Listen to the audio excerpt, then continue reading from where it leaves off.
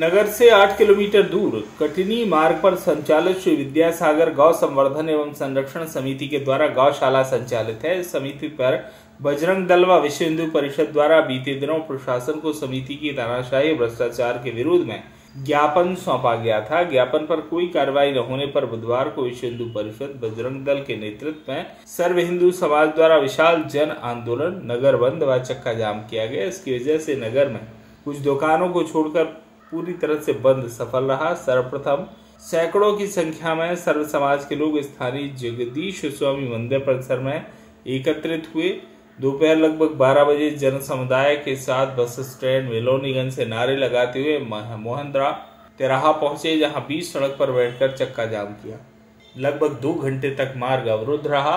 सड़क के दोनों ओर वाहनों की लंबी लंबी कतारें लगी रही। आंदोलन उग्र होते देख ज्ञापन लेने पवई एसडीएम समीक्षा जैन पहुंची, परंतु आंदोलनकारियों ने उन्हें ज्ञापन देने से इनकार कर दिया। इसके बाद पन्ना अपर कलेक्टर सतीश नागवंशी पवई पहुंचे, जिन्होंने 12 सूत्री मांगों का ज्ञापन लिया। साथ ही उन्होंने आश्वासन दिया कि 15 दिवस के अंदर समस्त जांच पारदर्शिता के साथ की जाएगी और जो भी दोषी होगा उन पर कार्रवाई होगी।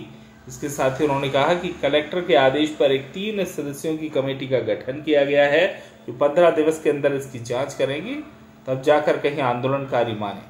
सुरक्षा व्यवस्था को लेकर एसडीओपी सौरभ रत्नाकर, थाना प्रभारी त्रिवेंद्र त्रिवेदी सहित पवई अनुभाग अंतर्गत आने वाले समस्त थानों के थाना प्रभारी पुलिस बल मौजूद रहा।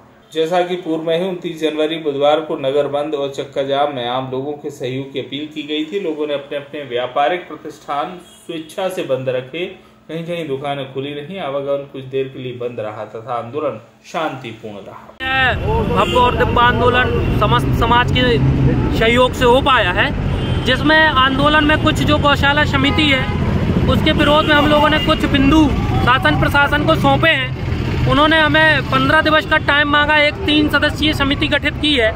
उस समिति के निर्णय के बाद ही अब जो आता है तो देखेंगे। अगर समिति 15 दिवस के अंदर अपना निर्णय और अपनी जांच हम लोगों को प्रस्तुत नहीं करेगी तो हम और बड़ा आंदोलन करेंगे। जिला स्तर पर करेंगे, प्रदेश स्तर पर करेंगे और राष्ट्रीय स्तर पर करेंगे। और जांच होने के बाद कार्रवाई होनी चाहिए।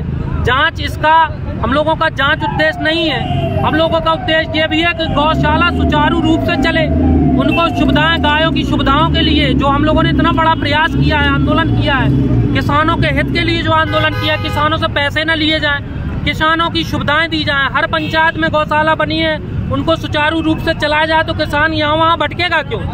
और यह भी बिंदु है कि अगर गांव में ऐसी असुविधाएं हो रही हैं कि कलेक्टर महोदय द्वारा 28 तारीख को एक त्रिस्तरीय जांच समिति का गठन किया गया है, जिसमें उप संचालक पशु चिकित्सा सेवाएं और लेखा अधिकारी पीडब्ल्यूडी तथा दयोदय संघ महासंघ के एक प्रतिनिधि का संयुक्त रूप से दल गठित किया गया है, जिसे 15 दिन में अपनी जांच रिपोर्ट प्रस्तुत करने हेतु कहा गया। ज्ञापन में जिन अनियमितताओं और भ्रष्टाचार वाले तथ्यों को बताया गया है, ये समिति उन सब पर दस्तावेजी तौर पर भी जांच करेगी और आवश्यकता होने पर उपलब्ध कराए गए जो एविडेंस है उनका भी परीक्षण करेगी।